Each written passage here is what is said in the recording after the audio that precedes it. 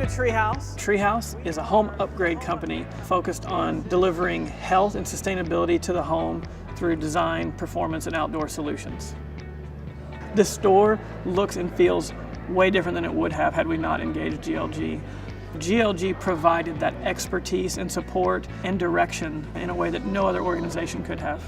We're going to sit down and have a conversation with Gerson, with Alexander, Saint-Amand, our CEO, and with Gary Kusin, who's Jason's board chair, who's also a senior advisor at TPG. We built a one-on-one learning business, but this is a roundtable discussion, and roundtable has been a big part of what we have done. We are not the experts. I mean, our mission is to make this conversation happen. This is Gary Kusin. He is one of the most accomplished businessmen I've ever had the privilege of meeting, and I've gotten to meet a lot. He was Inc. Magazine's Entrepreneur of the Year. He was the co-founder of La Mercier Cosmetics. He was the co-founder of Babbage's, which became GameStop, which was the company that figured out how to retail software when nobody had wrapped their head around that.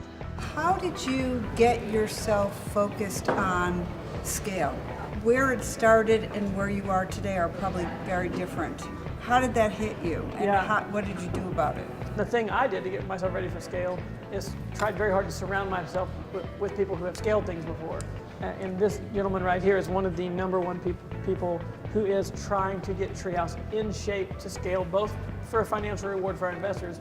Well, I think you have to have a pretty set business model already. You have to understand what your economic model is, and you have to believe that it's replicable on a large scale. Things happen, and you need to be ready when that happens. So all you can do is reduce to the irreducible those things that can impact you as you start scaling up. Yeah, you have a product that you think is amazing, and so you think, but to scale it, I need to make these 5 changes, and then it's going to be big. But these 5 changes make it suck, and so then you can't scale it.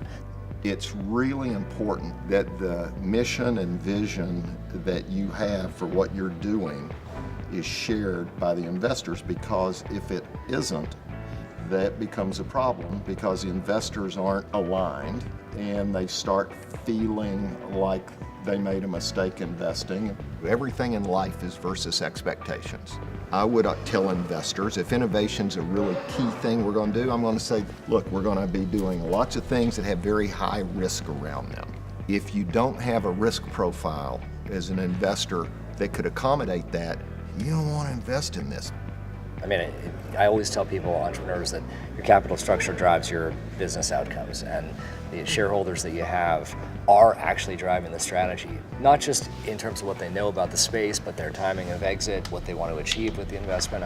I just want to ask both these folks, what do you do on Monday?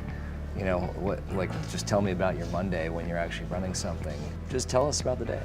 I spend Monday morning getting in tune with the business, aligning myself with the business, and then building or rebuilding my week based on what I learned at that moment, and I reset every Monday. I think I know what I'm doing from a month from now, but I'm prepared to change every Monday. When I was actually running something, I was full contact, I was 24/7, so I don't know that I knew it was Monday morning, because somewhere in the world it wasn't. I am always working.